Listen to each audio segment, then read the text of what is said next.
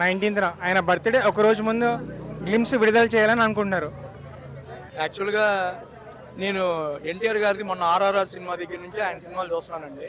ఎందుకంటే మేము mega fans, కానీ ఎన్టీఆర్ అన్నది కూడా మంచి హిట్ కావాలి.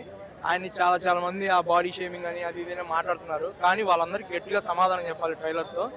అసలు ట్రైలర్ చూడంగానే వాళ్ళ అభిమానులతో పాటు మెగా అభిమానులు కూడా ఫుల్ జోష్లో ఉండాలి.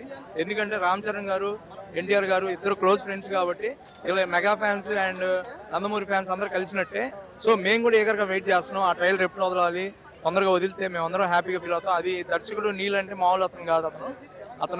అతను ఎన్టీఆర్ గారు కలిస్తే ఒక పెద్ద ప్రపంచం అయింది ఆ సినిమా. సో ఆ ట్రైలర్ కోసం మేము ఏకర్గా వెయిట్ చేస్తున్నాం సార్.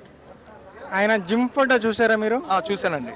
ఎలా జస్ట్ అనిపించింది? లైక్ తలకాయ ఎక్కడ కొంచెం చూడకపోతే ఆయన బ్రూస్ లాగా ఉన్నాడండి బాబు. ఆ బాడీ ఎట్లా బిల్డప్ చేశాడో, కానీ అంతలా ఉన్న మనిషి అలా ఎలా తయారాడో అర్థం కావట్లేదు సార్. ఆయన టెక్నిక్స్ ఏమైనా ఉంటే కొంచెం యూట్యూబ్లో చెప్పండి సార్. సినిమా కోసం బాగా కష్టపడ్డారంటారా? చాలా కష్టపడ్డారండి. ఇటుపక్క రామ్ చరణ్ గారు కష్టపడ్డారు, అటుపక్క ఎన్టీఆర్ గారు కష్టపడ్డారు. ఇద్దరు అనుకొని ప్లాన్ చేసుకొని సినిమాలు వదిలేరు.